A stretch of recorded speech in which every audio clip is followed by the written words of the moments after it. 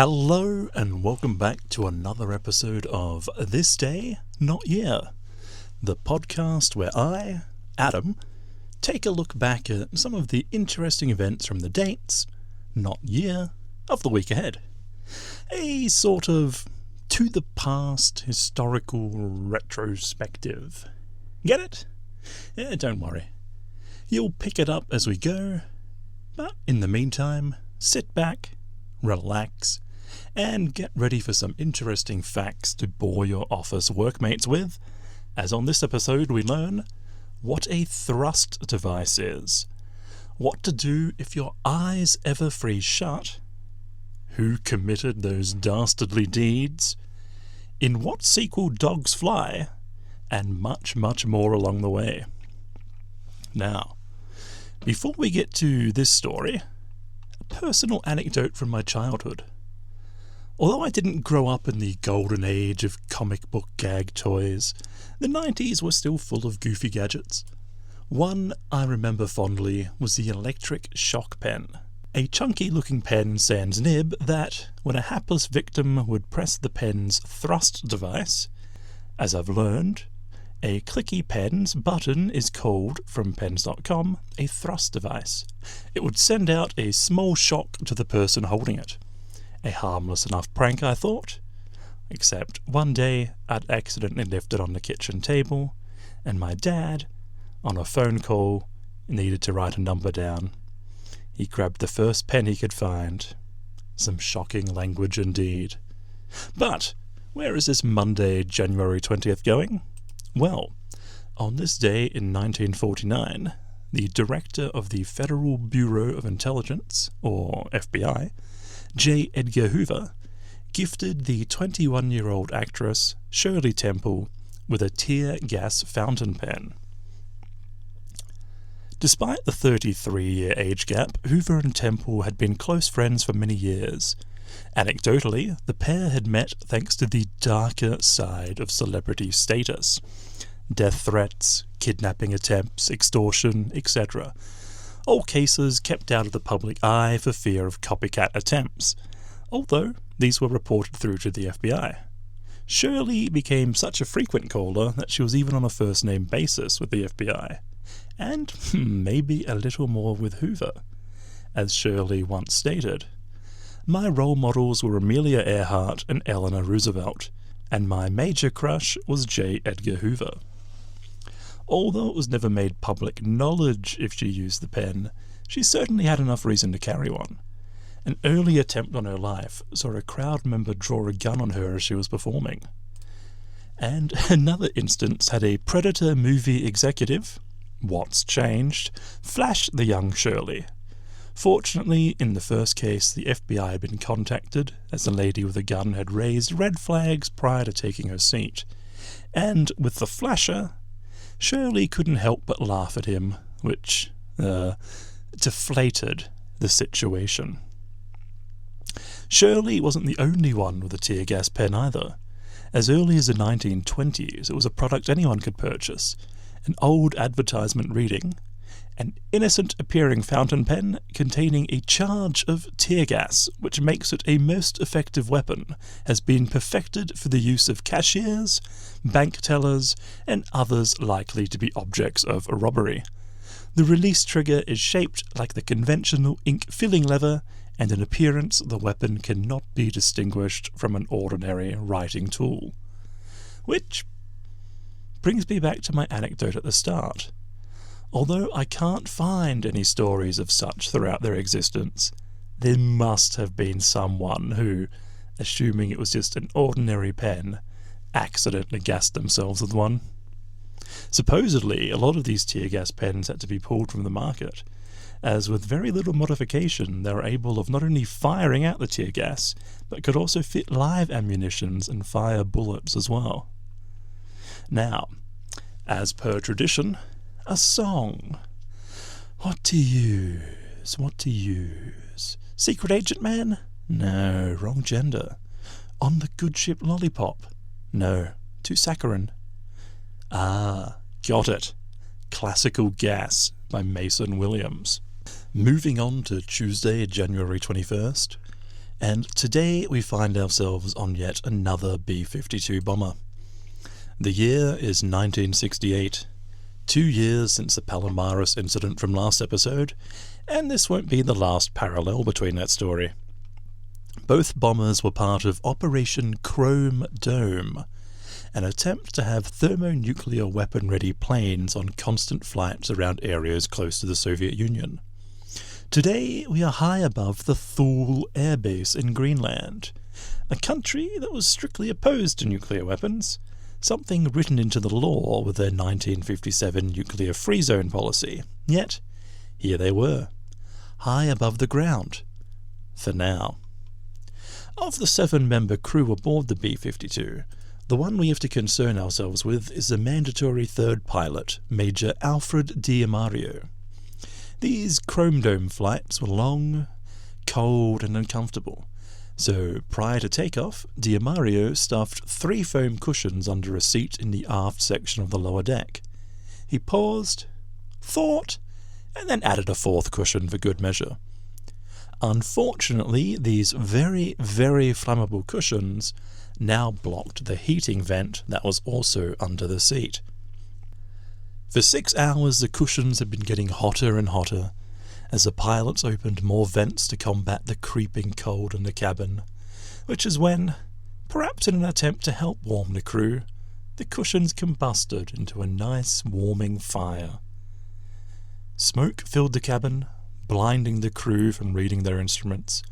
The cabin inside had gone dark as the fire killed off all electronical equipment, and the sky outside was even darker as the Thule Air Base was in Arctic darkness, with sunrise still weeks away.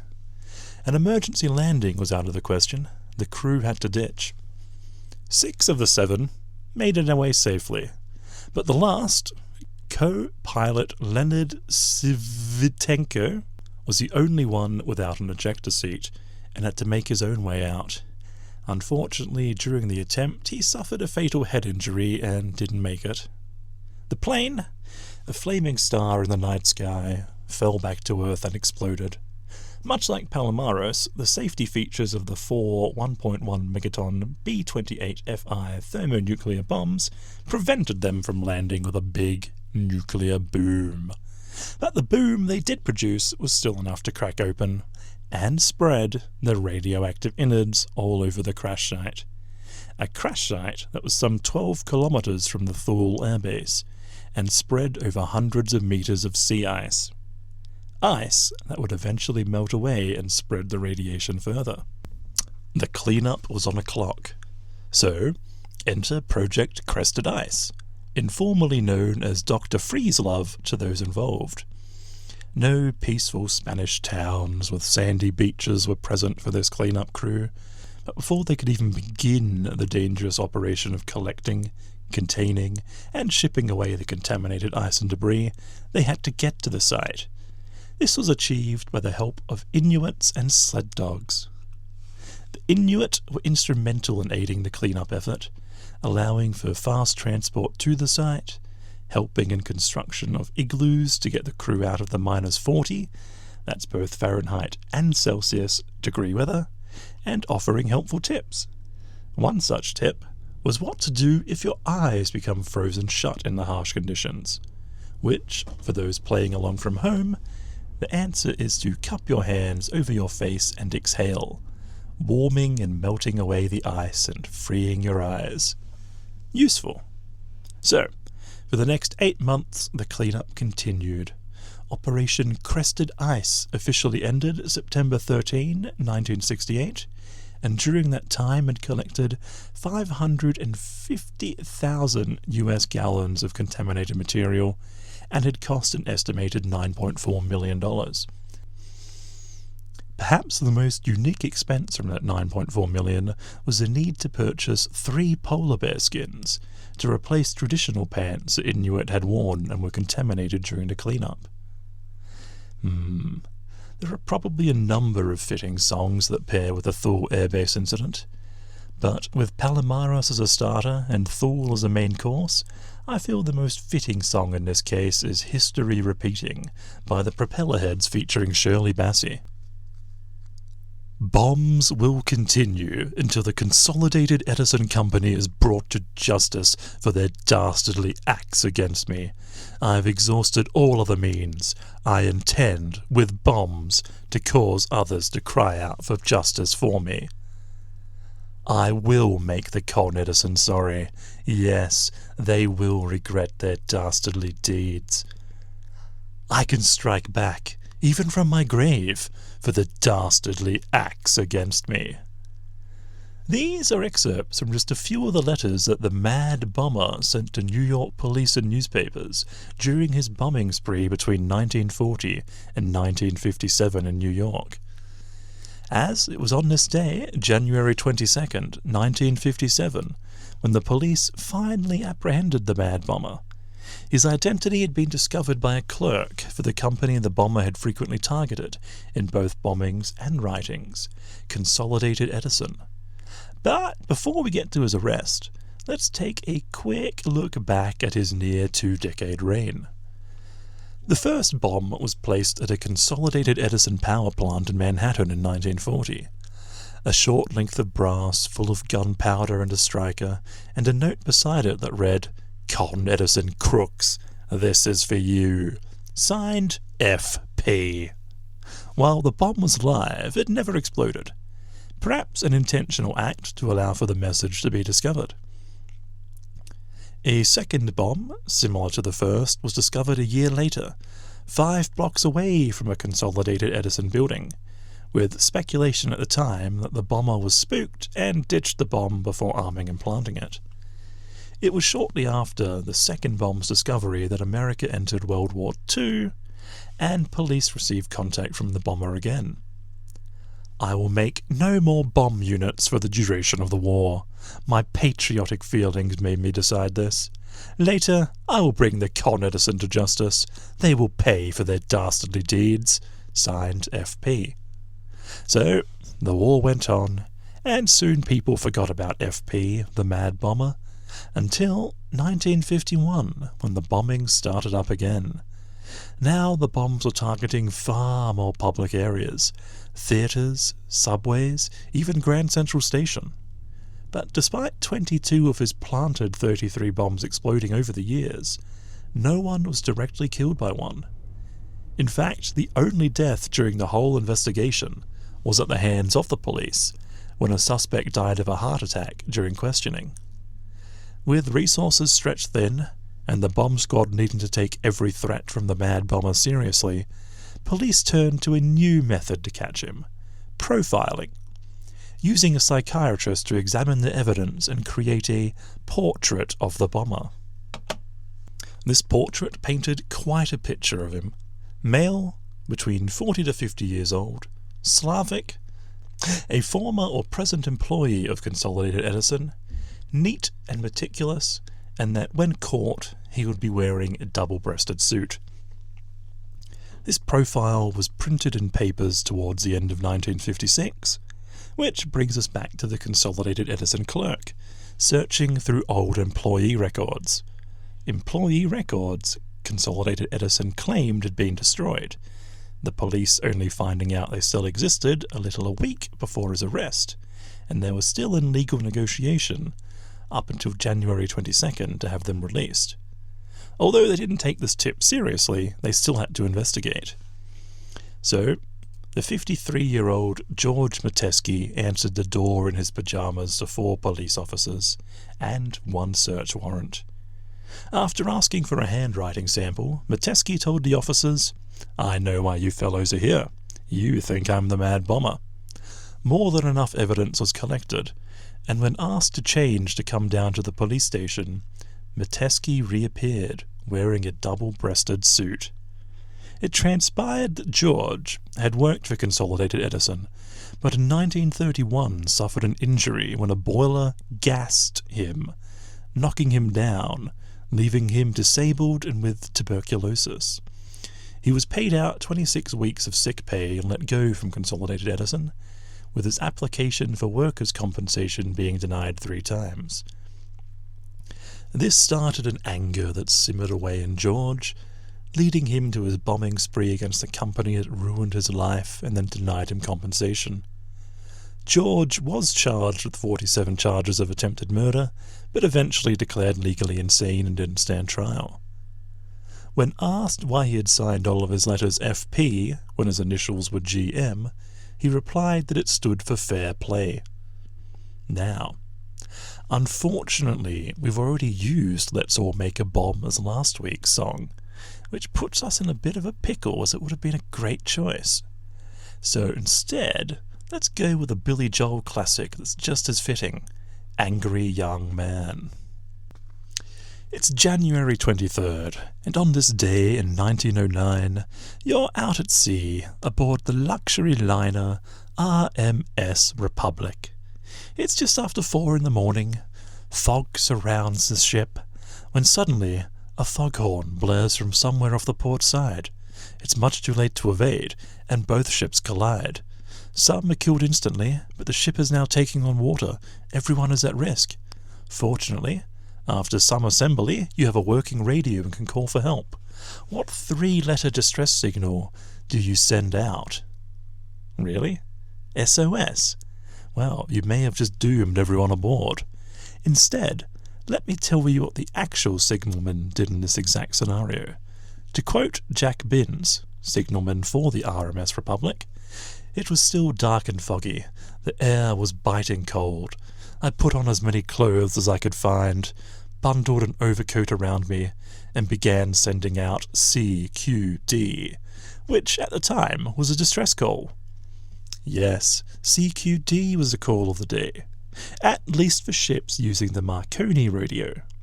Circular 57 of the Marconi International Marine Communication Company stated that from the 1st of February 1904, CQD was to be the call for ships in distress or requiring immediate assistance.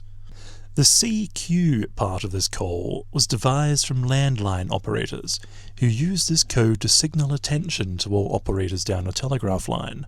A sort of general, "listen up everyone," while the addition of the D was done by the Marconi Company, and it was to signal distress.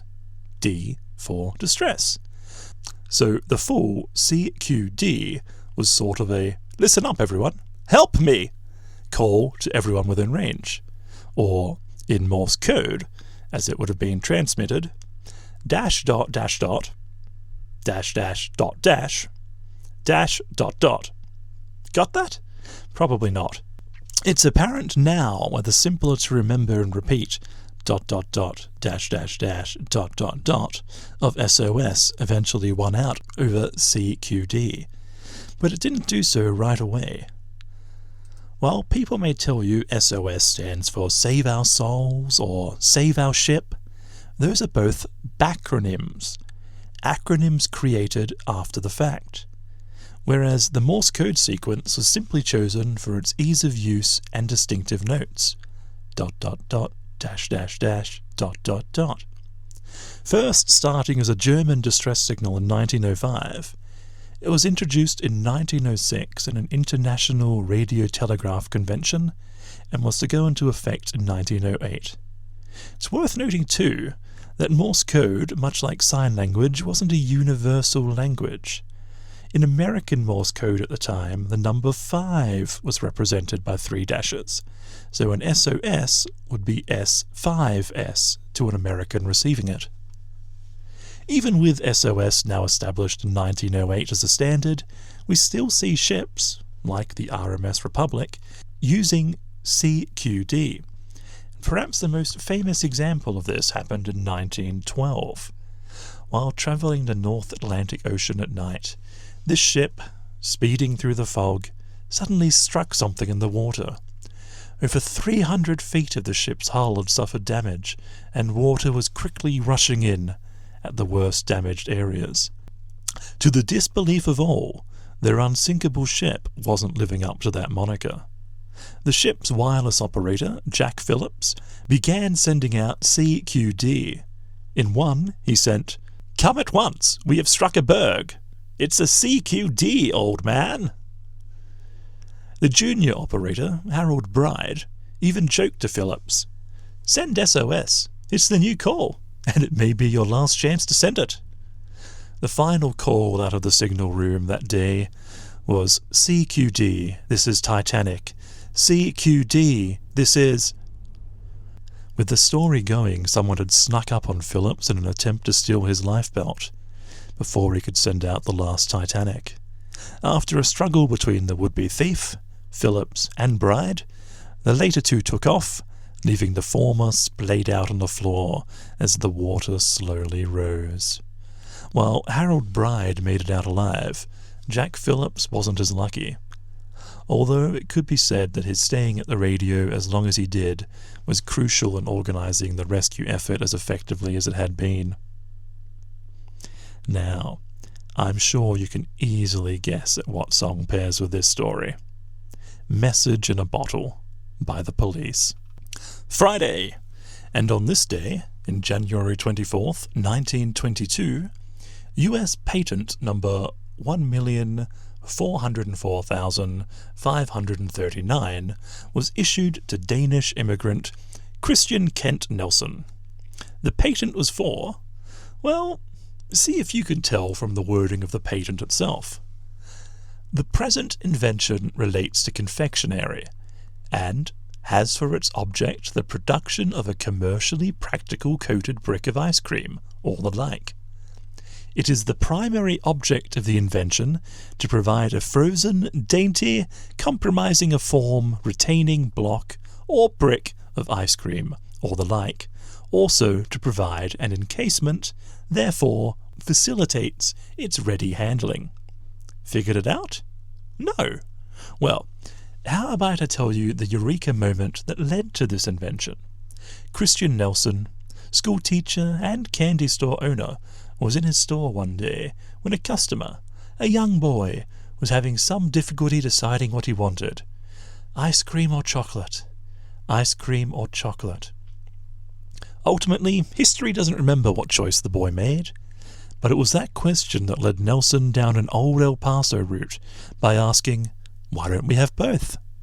From there, Nelson created an item he called the I-Scream Bar, vanilla ice cream coated in a layer of chocolate.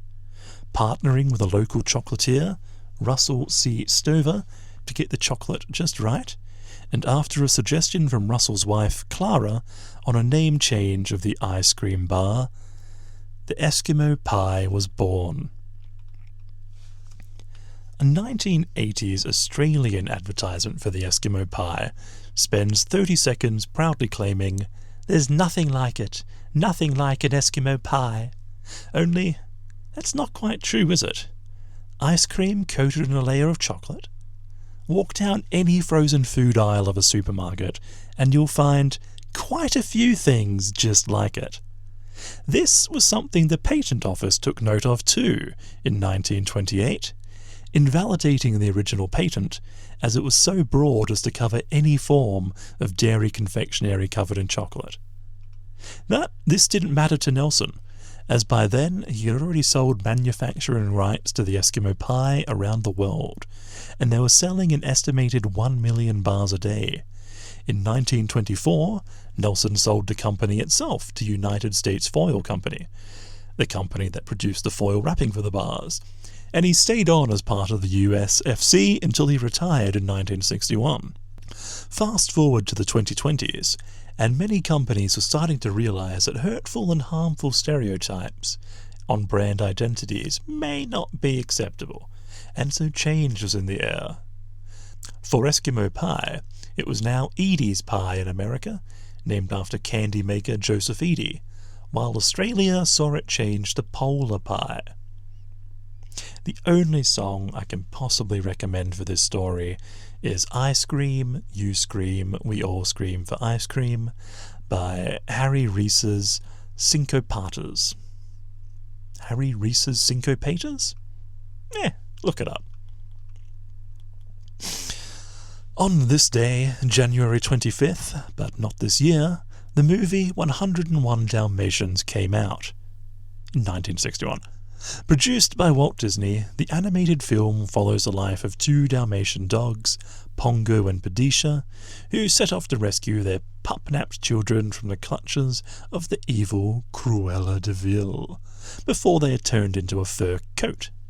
So successful was the movie that it spawned a sequel, 2 television cartoon series, a live-action remake, plus a sequel to that, and even a live-action prequel focusing on Cruella herself. But here's a question for you. With how popular the story has been over the years, can you tell me who originally wrote it? Don't worry if you can't. I'll answer for you. Dorothy Gladys Doddy Smith, born May 3rd, 1896. From a young age, Doddy was surrounded by the arts. Her grandfather, a theatre-obsessed, would often discuss plays with her, while her amateur actor uncle would read them out to her. And her mother had had dreams of being an actress herself. So it's no surprise that Doddy had written her first play by age 10 and had taken up acting during her teenage years. She carried on acting into her adult life, even travelling to France with a YMCA company to entertain troops during World War I. Eventually she made the switch to writing full-time. Rather than starring in plays, she would be the one writing them.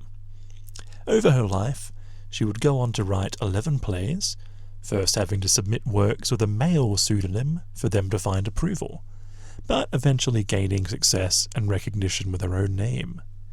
It was 1956, 5 years before the animated adaptation, that she released The 101 Dalmatians.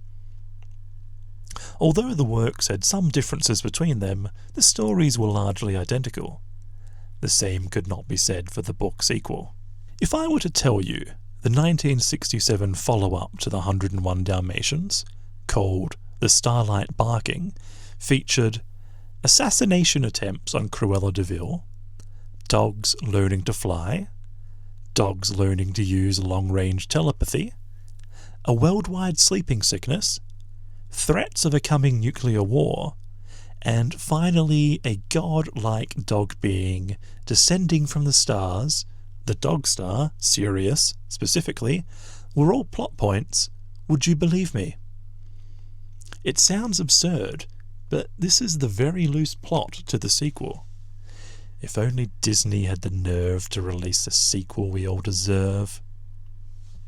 On a day where we are talking bizarre sequels, I think the only song that can adequately fit the bill here is from Season 6 of The Simpsons, Episode 20, 2001 Greyhounds, the song See My Vest, as sung by Mr. Burns. Which brings us to Sunday, January 26th. For this day, a bit of a tangent first. You would be forgiven for believing that the bald eagle has been the national bird of America for decades, if not centuries by now. However, it was only 2024, on Christmas Eve, that President Biden signed a law officially declaring the bald eagle as their national bird. Native to North America, the bald eagle is seen as a symbol of courage, strength, and freedom. However, not every American has thought that. In fact, it was only on this day, back in 1784, that one of the founding fathers expressed his true feelings on the bald eagle. In a letter to his daughter, Benjamin Franklin writes, "Others object to the bald eagle as looking too much like a dindon or turkey. For my own part, I wish the bald eagle had not been chosen as the representative of our country. He is a bird of bad moral character. He does not get his living honestly. You may have seen him perched on some dead tree where, too lazy to fish for himself, he watches the labours of the fishing hawk, and when that diligent bird has at length taken a fish and is bearing it to his nest for the support of his mate and young ones, the bald eagle pursues him and takes it from him. With all this injustice, he is never in good case, but like those among men who live by sharping and robbing, he is generally poor and often very lousy. Besides, he is a rank coward. The little king bird, not bigger than a sparrow, attacks him boldly and drives him out of the district." While many believe that Benjamin Franklin actually wanted the turkey as a national bird, that is just a myth. While he did write, in the same letter, of the virtues of the turkey, It was just to compare it against the eagle, not in support of it becoming the national symbol. In that letter, he continues, "For in truth, the turkey is in comparison a much more respectable bird, and withal a true original native of America. Eagles have been found in all countries, but the turkey was peculiar to ours, the first of the species seen in Europe being brought to France by the Jesuits from Canada, and served up at the wedding table of Charles IX. With Franklin's feelings firmly known, I can only put forth one song for this story if Franklin had been alive to hear about the bold eagle's ascension to national bird. Lament 1, Bird's Lament by Moondog. So, with that, dear listeners, another week has come to a close. I hope you've had fun along the way, but more importantly, have learned something new and interesting. As ever, any glaring errors send along to thisdaynotyear@gmail.com, and you'll hear from me again next week, where we'll look at history from January 27th to February 2nd on this day, not year. Cheers!